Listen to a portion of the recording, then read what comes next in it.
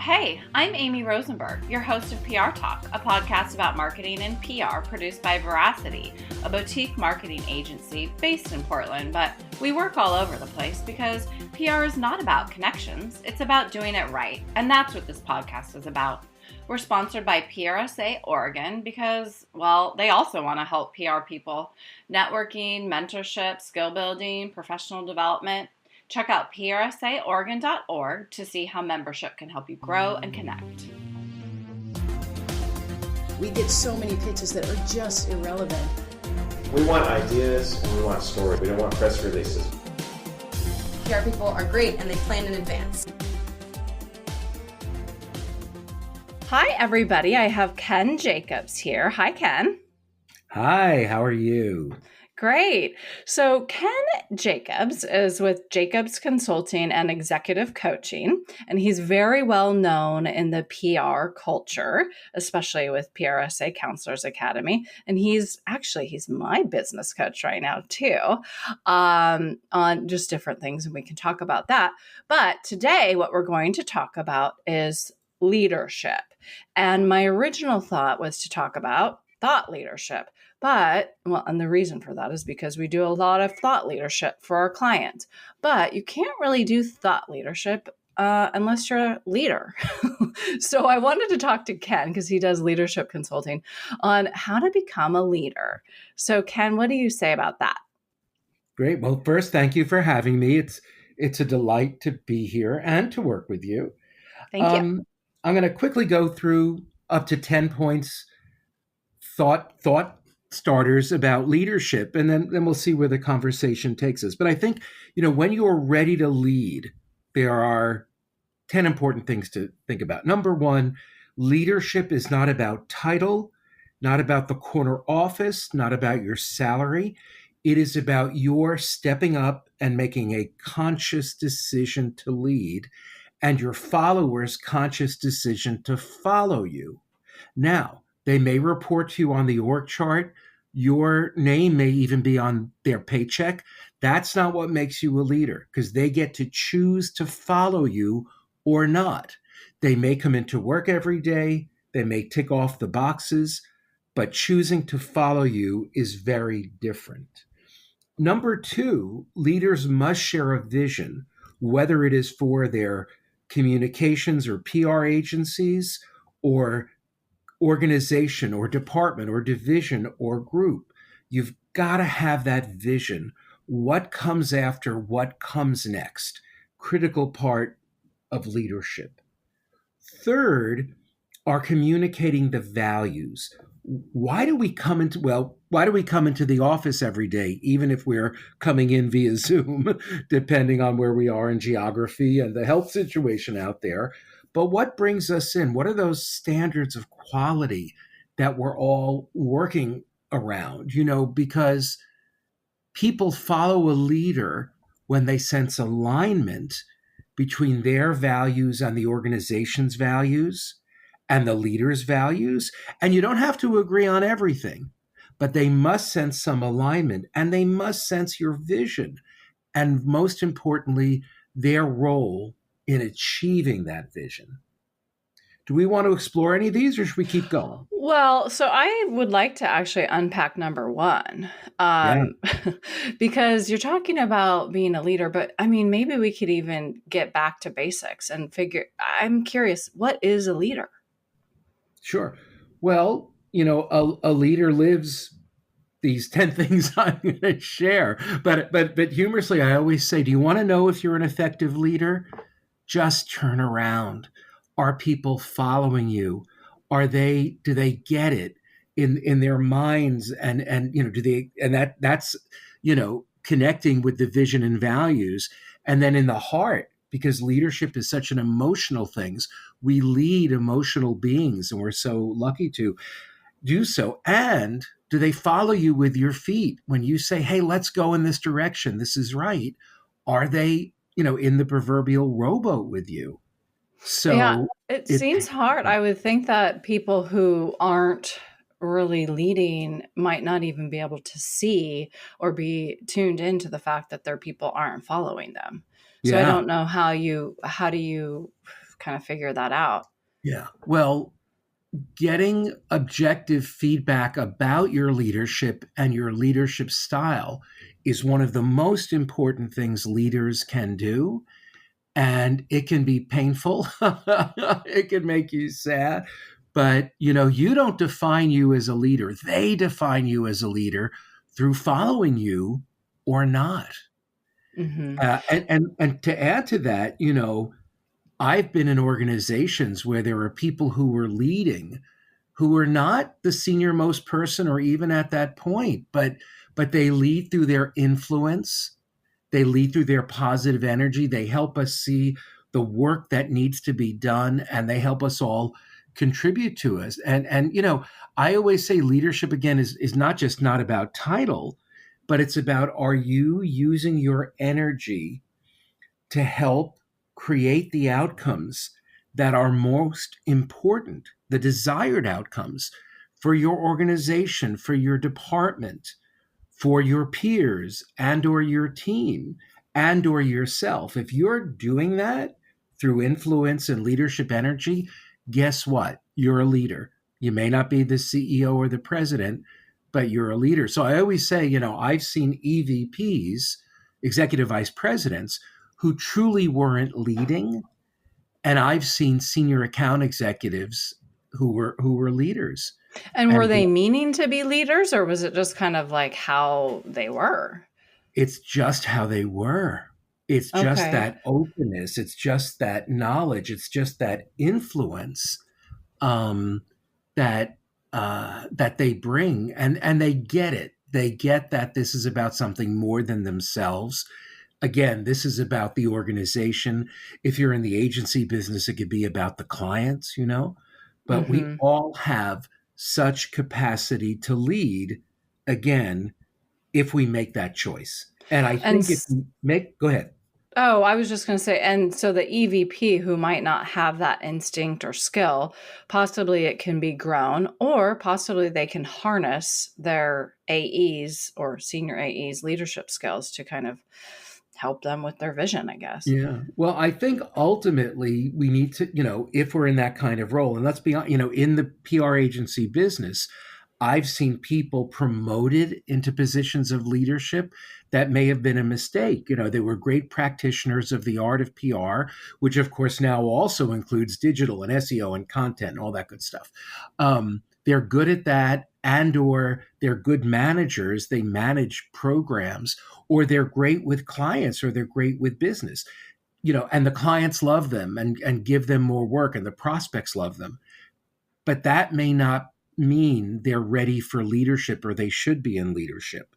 And there's a big difference. Now, I'm ever the optimist. I think if a leader decides to take on that mantle and they want to, or that executive, let's say, wants to take on that mantle of leadership, there is every opportunity to do so. And it is never too late.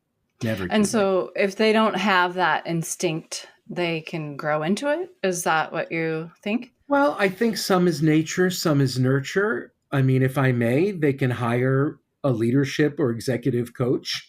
We won't name any. Well, But but I've just been waiting for the minute to talk about your free hour of consulting for our listeners, and because I just think it's kind of intimidating to think about leadership. And that's why I asked kind of that basic question, what is a leader? I mean, because we can talk about the characteristics of a leader, but, we might also want to understand why to be a leader and just the basic understanding of what leadership is.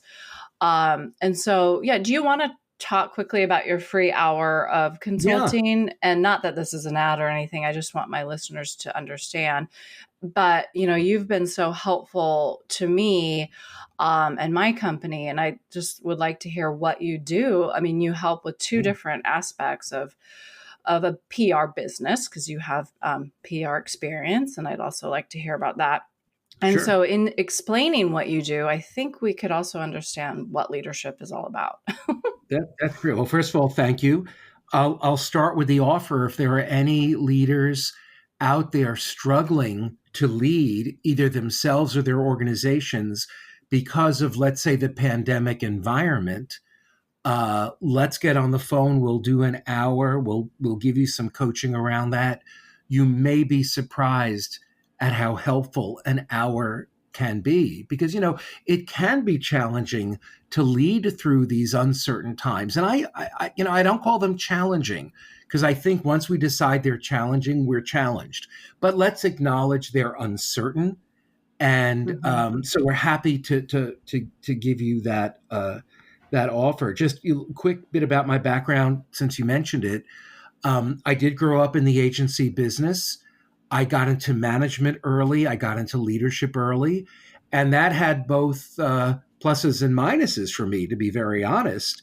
And there are times when I talk about leadership or being promoted even before you're really a leader. If I'm being honest, and I'm always honest, always authentic, there were times that I was more in touch with my management side or my account side or my client side or my business development side.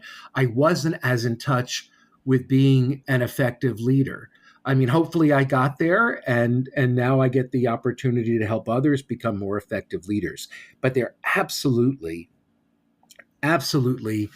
is a difference. And I do think that, to your point, leading can be, I think you said intimidating. It can be, but boy, it can be the most fulfilling career anyone can have, whether they're at a PR agency or a marketing firm or, an engineer.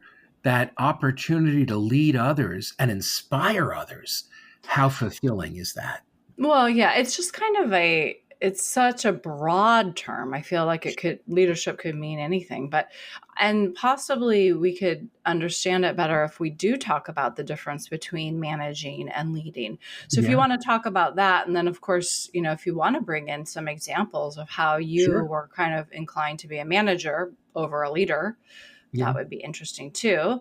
Well, I think it's a great question. I think there are distinct differences between managing and leading. I know many use the terms interchangeably. I think that's a mistake. So let's start. I think when you're managing, you manage accounts, budgets, production schedules, processes. It's about getting the train out of the station on time, and on budget. And that's formidable. That's important. I would never minimize that. That's management. Leadership is something very different, in my opinion. Leadership is about the people. It's the human element. It's acknowledging that you're leading emotional beings. It's about setting a good example. It's about being decisive. It's about being comfortable with decision making and frankly, making decisions. Now, in my experience, at least in the agency world, most leaders come from the ranks of management, and most of them were pretty good managers. Not all, but most were.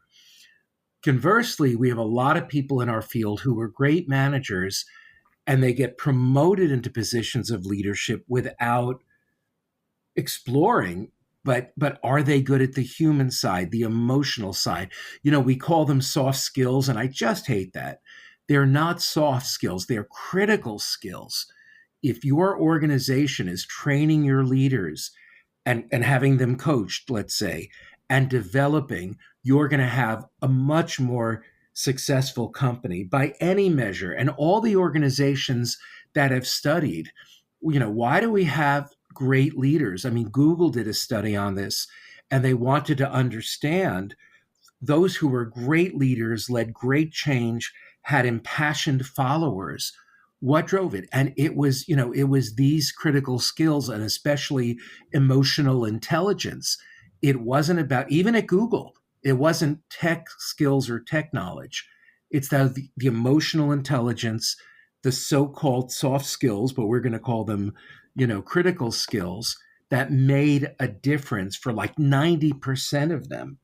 So I do think they're very different.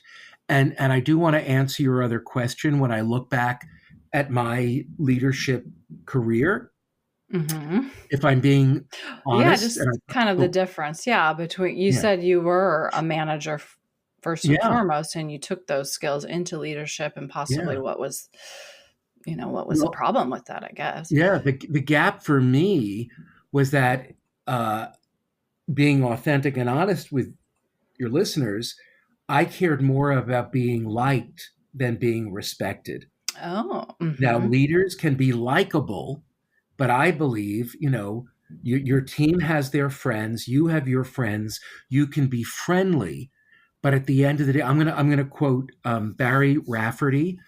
Until recently, there were only four women running international, global communications firms. She was at Ketchum forever, and she was their CEO.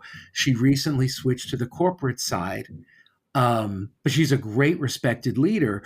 But she said, liked leaders are liked, respected leaders are followed. Mm-hmm. And if you Okay. look at the definition of leadership, you cannot be a leader if you don't have followers. So So sometimes we it's a have to little, make that choice yeah, between I being guess liked it's and a little respected. confusing because I'm thinking of being likable. So I guess you, in your beginning of your leadership path, you probably were not told that you don't need to be likable. And so what did that do? How did that affect how you were followed? Well, yeah, I think looking at the feedback I got after the fact, I wasn't really followed. And Mm-hmm. they told me, we wish you had just made decisions. If you're uncomfortable with this document that I wrote, Ken, you can say we can make it better. You can say here's how. You can challenge me. Mm-hmm. That I was so focused on being liked.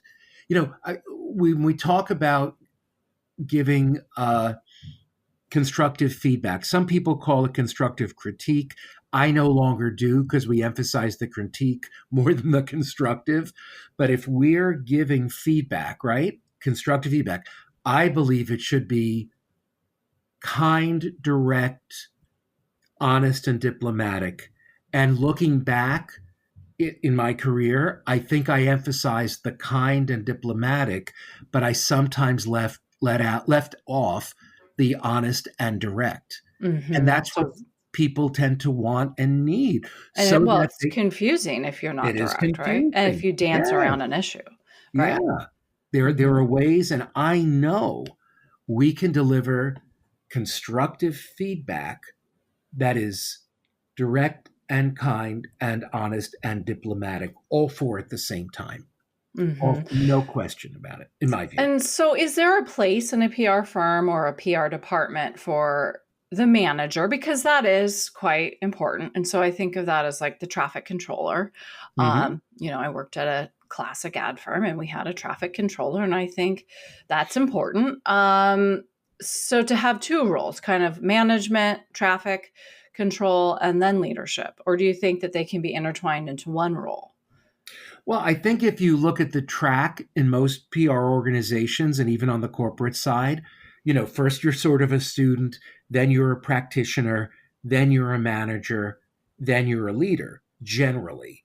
But I think it's never too soon to study leadership. It's never too early to look at your agency or your organization and look at who are the folks in addition to the CEO or president who is sharing vision, who is sharing values, who people are choosing to follow. You can observe that early on, and I think we as an industry owe something to our managers to expose them to leadership, to have them, to develop them as leaders, or turn them into leaders in training.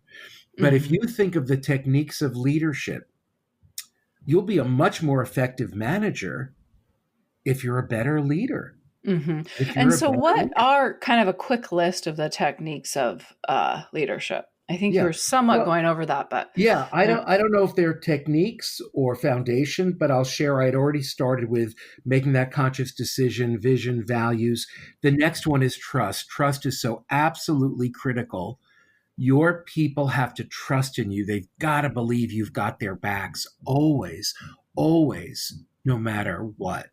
Mhm, And and then you have to trust them back. And we always say energy is reciprocal, and mhm, all these things are reciprocal. So you need to trust your people and they need to know you have their backs. I should say they need to trust you and you need to trust them back. That environment of trust is absolutely critical. Next is respect. You've got to communicate respect to your people. Respected followers are so much better performers and so much more loyal to you and the organization. And going back to something we talked about earlier, showing respect when you give constructive feedback is essential. And I will tell you, what that's why I call it constructive feedback. It's not just about make this work product better, make this release better, or changing some behavior, right? We're always focused on what's wrong, but it's constructive feedback because it gives you a chance to construct and build trust, which then constructs and builds the relationship and loyalty and all of those good things. Every time you're going to give feedback on a document or any other work product, it is not first about the work product. It is, in my view, first about construct, build, respect, and trust. And guess what? When that's how you think of the meeting, and that's how you think of any of those constructive feedback meetings, they're going to be more and more open to your feedback because they know you're on their side. They know that you think they're capable of doing better. They know you have their back. So can you imagine the impact that has on a follower? Like, I want to hear your constructive feedback because I want to do better next time. You bet. You bet. Oh, totally. So I think that's so essential. Respect. Having courage. People, for the most part, followers follow courageous leaders. And, is this whoever, kind of, oh, sorry. Is this No, go where ahead. does this where the decisive decision making come in? Or is that a different? Well, no, I think they're related. I think to be decisive and to make decisions, you've got to be courageous. So, think back to anyone in world history that's courageous, whether, FDR in World War II or Captain Sully landing the plane on the Hudson, or Malala or Rosa Parks or Gandhi. I mean, the list just goes on and on, but connect with that person because, courageous people, courageous leaders, they change the world and they got their followers to be courageous. And all you've got to do is lead an agency or work at an agency. Now, I'm not minimizing how challenging it can be to lead an agency or a PR organization these days, but know you have it in you. Tap into that courage. And if you're not a crazy history nut like I am, think of the leaders you've worked for who were courageous, or your peers, or someone in your family. Be inspired by that courage. Yeah. And then even for us on the client side, so a CEO of an organization that we might represent, they're displaying courage every day, hopefully. And then those are the stories that we can build upon for PR or content. It might be interesting at some point to talk about how to be a courageous client and what that means. Yeah. And I think once we kind of at some point transition into thought leadership, because we might be breaking this into 2 episodes, because I could talk to Ken all day, obviously. When we talk about, when we talk about how to be a thought leader, a lot of that can be positioned from the client side on what do I do to be courageous so that I can feed my PR team with more material. But anyway, keep going on because this is really good. Give you 2 thoughts about courage. One thing agency people have to remember is if they're more and more courageous with their clients, that builds their influence with their clients. I always say there are so many things an agency person must bring to a client, right? And one is commitment, another is communications. I think we need to communicate more, but maybe in shorter bursts. We've got to be competent at what we do. That's point of entry. But I think what we forget, and it's not in the contract, is the value of courage. I mentioned earlier how energy and trust are contagious, and so is courage. So if you want your clients to believe in your proposals and invest the money, you've got to passionately believe with courage this is the right way to go. If you Mhm. don't believe that and communicate it, why should the clients put their faith in us? So Mhm. courage is such an, if we think it's challenging maybe to be an agency owner or principal in these times, I think let's remember it's just as uncertain for our clients. Let's give them courage. It's reciprocal. Mhm. Okay. Shall we give And you a few after more of those leadership points, or yeah, do we just a want to? few more points after courage. What comes Yeah, next? yeah. So really great listening skills, empathetic listening skills. And if, I think sometimes we in the business, I think we talk 70, listen 30, we talk 60, listen 40. We've got to change that up. I think you've got to be listening 60 or 70 and only talking 40 or 30, Mhm. because it's when you listen that you learn. How can we counsel our clients if we're Mhm. only talking? So I always say, ask a question, get an answer, really listen, ask another question based on that answer, really listen. And when you're about to give counsel, ask one more question, because it's so amazing to me how much we get out of the answer to that Mhm. last question. And if you're not sure, if you're a good listener, just Google active listening, effective listening, empathetic listening, and you will get so many practical tips. Mhm. What was it Harold Burson said? We have two eyes, two ears, and one mouth. So we should look and listen twice as much as we talk. I may be Mm. mangling Harold, iconic leader Harold Burson's quote, but I think you get the point. I think Yeah. it's I close. love that But though. Yeah. yeah, it's just so true. I Mhm. think. Mhm. Um, One other I'm going to share with you is to celebrate your failures. What? Mm. Celebrate your failures. Now that's hard because, first of all, do we even celebrate our successes? Because I'll Ooh, tell you, I learned yeah. from an because I did learn from another PR leader just stop and pause and celebrate every success, small or big, because we move way too fast. And when you do that, you are not celebrating your successes. But now talk about it on the flip side with Yeah. celebrating your failures. Well, I just do want to reinforce what a beautiful thought that leader gave you. And Mhm. so true. We Mhm. don't celebrate enough. And if we celebrate our successes, it feels so good. We're going to do more of what we did that led to this success.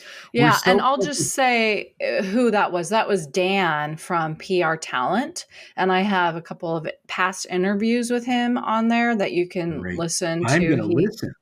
He That, helps with recruiting, but he was in the industry, and so he knows about what we do. yeah. So anyway, so talk about it from the Yeah. flip side.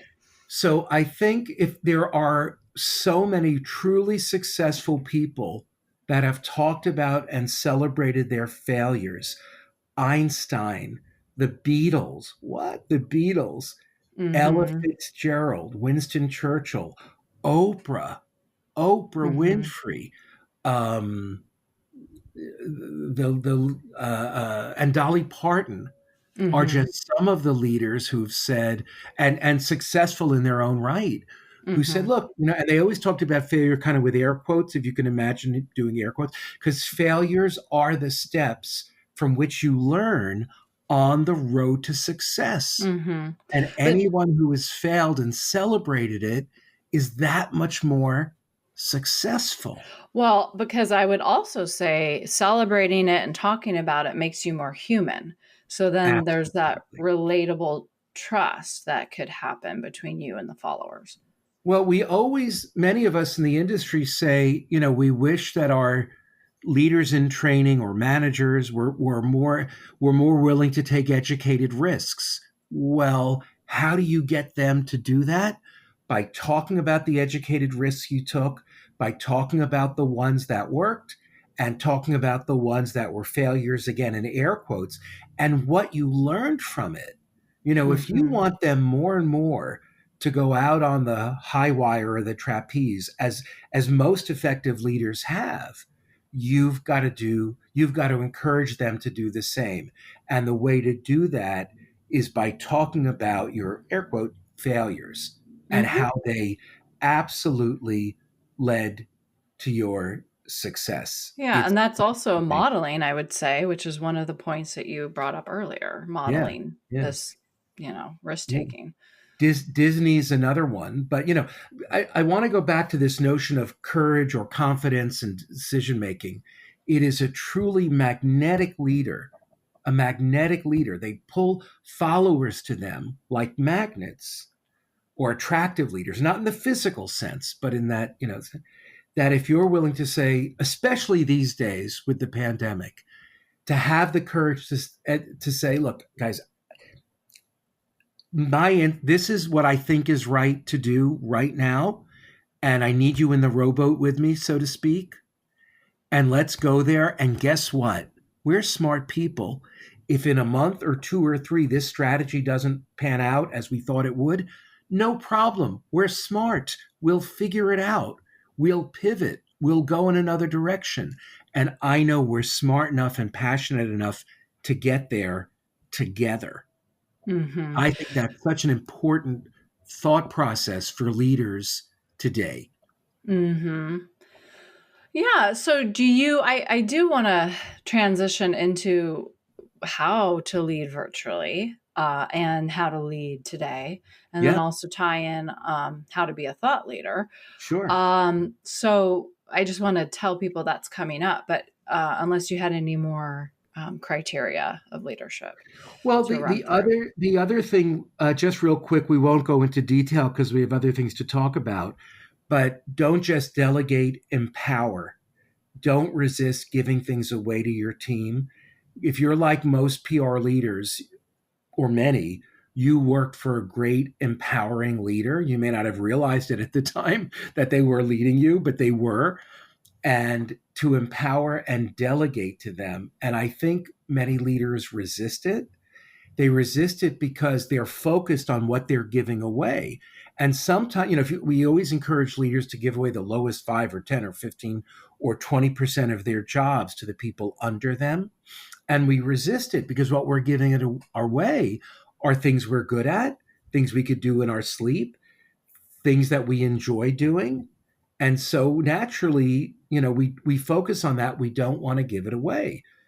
So I recommend, Hmm. instead of focusing on that, focus on, if you did delegate the lower 5, 10, 15, 25% of your job, now you could do the part of your job that only you can do. So if you're an Hmm. agency owner, it is creating that vision, long-term strategic planning, figure out where we're going, what comes after, what comes next, figuring out, do we need to buy another agency? Do we need to be bought? Do we need to merge? Do we need to create strategic alliances? And most of all, business development, business development, business development. And if you're at the Hmm. very top of an agency, these are your jobs. So long as you're holding on to the jobs in the lower 20%, you're not doing the jobs in the upper 20%. And then who's doing your job? No one. And it feels so good if you say, if I could do these things that I've always said I do. If you give the bottom away, you will finally have the time to work on the things on the top. And that's Hmm. so critical. Again, rather than resisting giving away the things that, they got us to where the agency is. But the things that got your agency to where it is now may not be what you need to get it to where you want to take the agency. So Hmm. instead of focusing on what you're giving away, focus on what you'll get. And boy, you'll delegate and empower like mad. And then one last Hmm. quick thought is to flip your thought, your vision for organizational structure. And what I mean by that is, most agencies we think of as sort of pyramids, right? So there's a flat Hmm. bottom and there's a little thing on top, a little triangle, and that's you on the top, right? Everybody ultimately reports to you. Flip that upside down. you are now at the bottom, and the widest part of the pyramid is now on top.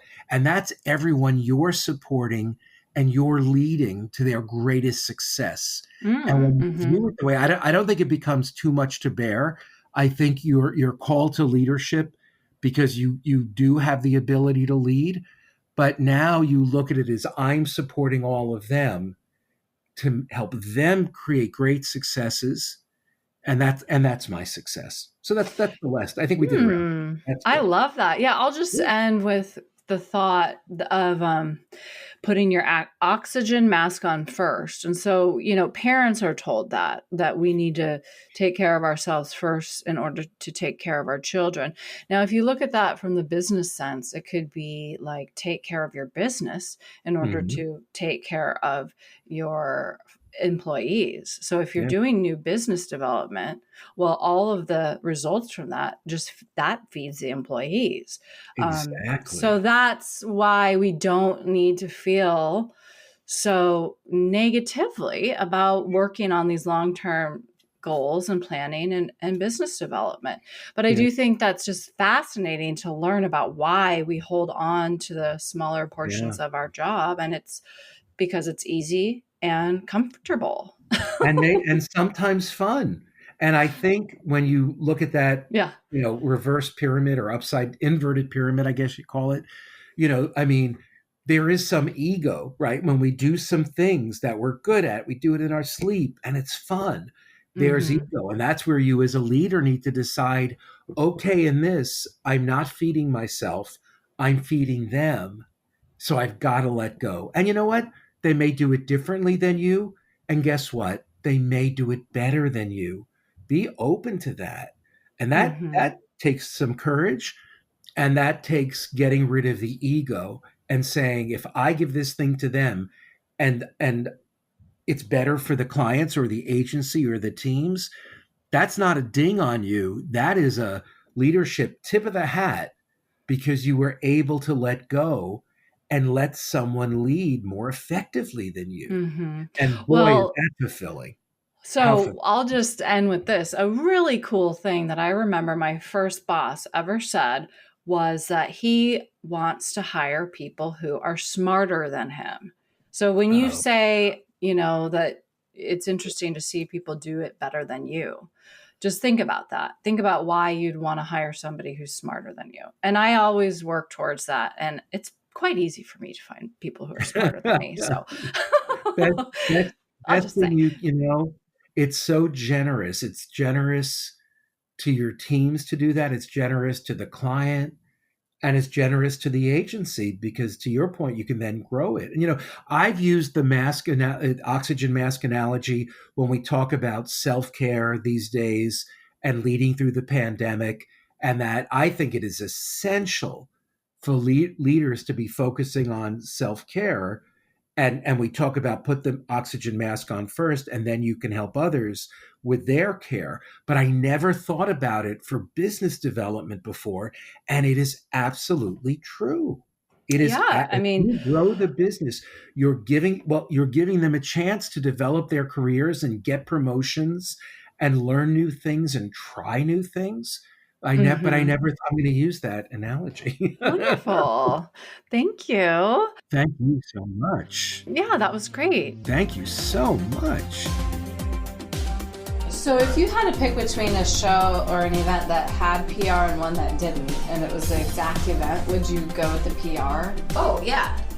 Absolutely. It's good to hear. I'm good That's for all our we need. sales All right, we pitch. can go. We just need the Perfect. You got the validation. soundbite. We're out. Yep.